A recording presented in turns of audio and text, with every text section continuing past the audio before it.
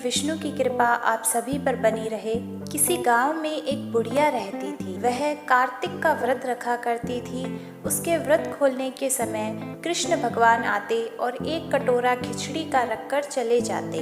बुढ़िया के पड़ोस में एक औरत रहती थी। वह हर रोज यह देखकर ईर्ष्या करती थी कि इसका कोई नहीं है, फिर भी इसे खाने के लिए खिचड़ी मिल ही जाती है। एक दिन कार्तिक महीने का स्नान करने के लिए बुढ़िया गंगा गई। पीछे से कृष्ण भगवान उसका खिचड़ी का कटोरा रख कर चले गए। पड़ोसन ने जब खिचड़ी का कटोरा रखा देखा और देखा कि बुढ़िया नहीं है, तब वह कटोरा उठाकर घर के पीछे फेंक आई। कार्तिक स्नान के बाद जब बुढ़िया घर आई तो उसे खिचड़ी का कटोरा नहीं मिला और वह भूखी ही रह गई। बार बार यही बात कहती कि कहाँ गई मेरी खिचड़ी और कहाँ गया मेरा खिचड़ी का कटोरा। दूसरी ओर पड़ोसन ने जहाँ खिचड़ी गिराई थी वहाँ एक पौधा उगा जिसमें 2 फूल खिले। एक बार राजा उस ओर से निकला तो उसकी नज़र उन दोनों फूलों पर पड़ी और वह उन्हें तोड़कर घर ले आया। घर आने पर उसने वह फूल रानी को दिए, जिन्हें सूंघने पर रानी गर्भवती हो गई। कुछ समय बाद रानी ने 2 पुत्रों को जन्म दिया। वह दोनों जब बड़े हो गए तब वह किसी से भी नहीं बोलते थे, लेकिन जब वह दोनों शिकार पर जाते थे तब रास्ते में उन्हें वही बुढ़िया मिलती जो अभी भी यही कहती है कि कहाँ गई मेरी खिचड़ी और कहाँ गया मेरा कटोरा। बुढ़िया की यह बात सुनकर वह दोनों कहते कि हम ही है तेरी खिचड़ी और हम ही है तेरा कटोरा।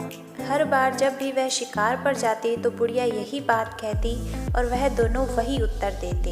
एक बार राजा के कानों में यह बात पड़ी। उसे आश्चर्य हुआ कि दोनों लड़के किसी से भी नहीं बोलते, तब वह बुढ़िया से कैसे बोलते हैं।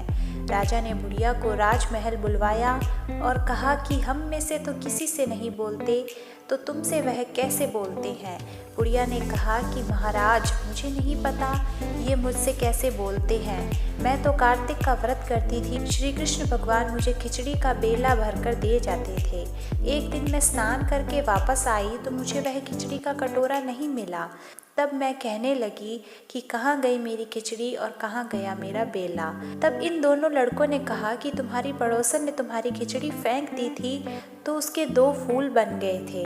वह फूल राजा तोड़ कर ले आए और जब रानी ने सूंघे तो हम दोनों बालकों का जन्म हुआ। हमें भगवान ने ही तुम्हारे लिए भेजा है। सारी बात सुनकर राजा ने बुढ़िया को महल में ही रहने को कहा। हे कार्तिक महाराज, जैसे आपने बुढ़िया की बात सुनी वैसे ही आपका व्रत करने वालों की भी सुनना।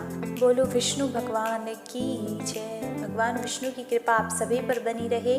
वीडियो अच्छा लगा हो तो लाइक कीजिएगा, चैनल को सब्सक्राइब कीजिए, बेल आइकन दबाइए जिससे हमारे हर वीडियो की नोटिफिकेशन आप तक पहुंचती रहेगी। धन्यवाद।